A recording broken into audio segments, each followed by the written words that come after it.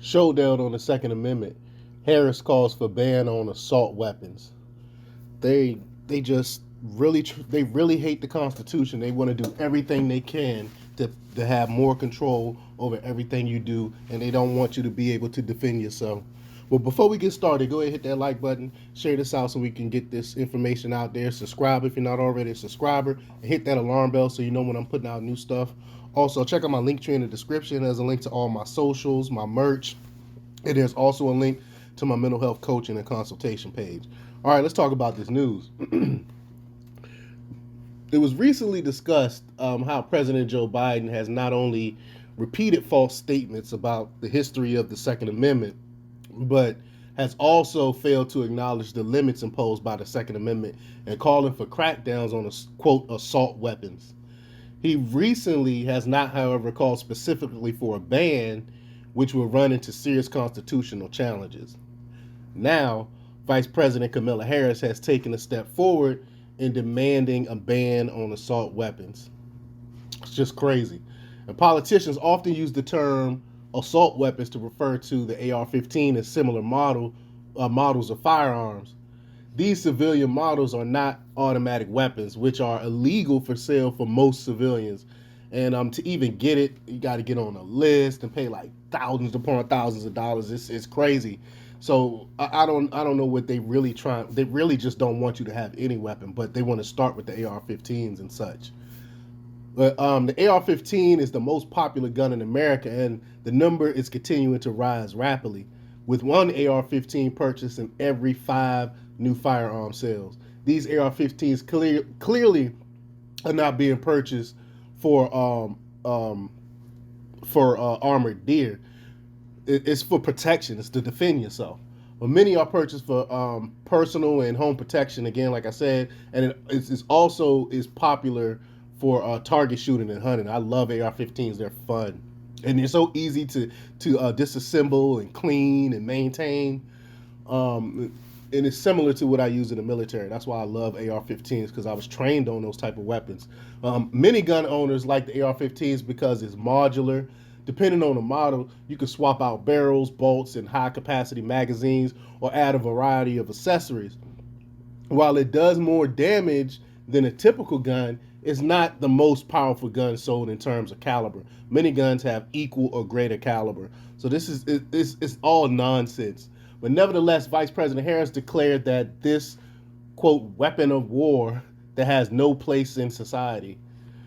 What followed would appear to push beyond where President Biden left the issue as a criticism as opposed to a call for an outright ban. Quote, we are not sitting around waiting to figure out what the solution looks like. You know, you're looking for a vaccine. We know what works on this. Let's have an assault weapons ban. That makes absolutely no sense. That statement, of course. But in boarding on Air Force Two after attending one of the funerals in Texas, Harris told the press, quote, you know what an assault weapon is. You know how an assault weapon was designed. It was designed for a specific purpose, to kill a lot of human beings quickly. An assault weapon is a weapon of war with no place in civil society, she said. These people are evil. They don't want you to protect yourself. They know that on average, I think I saw like only 1% or something like that of gun owners actually use their weapons to like kill someone. So on average, out of 300 and something million guns that's out there, most people that have guns never killed anyone. I mean, I had a gun since I was 16 years old. I've never killed anyone. So like, this is all bull crap, and they just, again, this is just another way of control. They don't want you to be able to defend yourself. They want you to rely on government. But we all know government and police and things like that, they don't show up until after something happens. So, but that's what this is all about.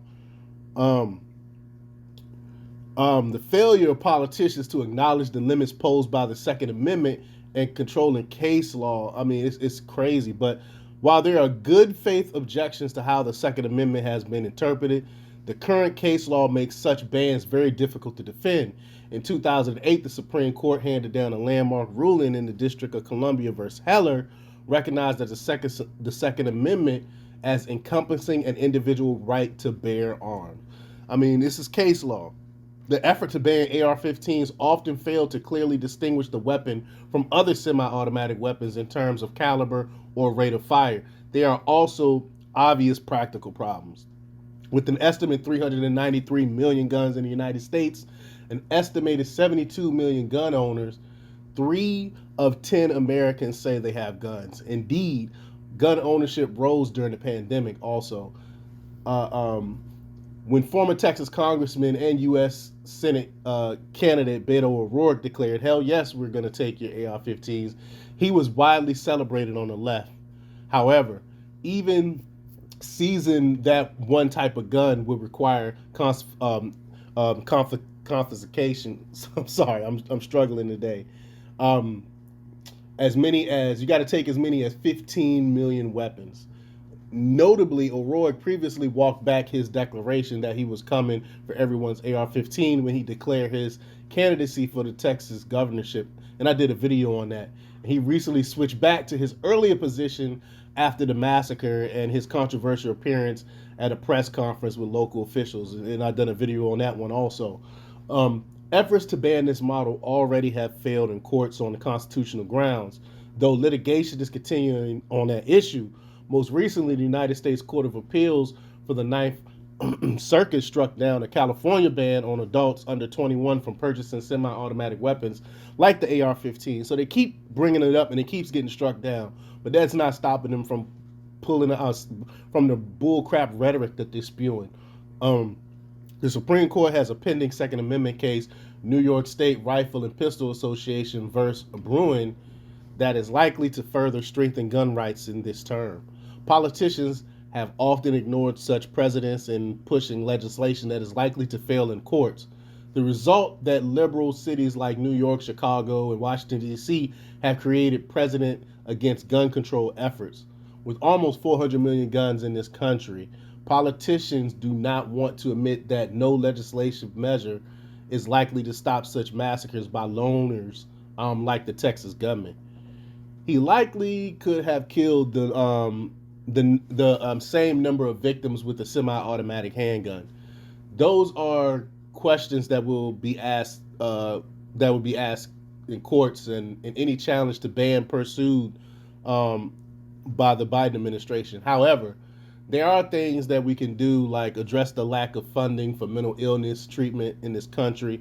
And I talk about that all the time because I'm a therapist, so I'm really harking on that. That will require politicians who are willing to work on a basis of the realities rather than the rhetorics surrounding this national crisis.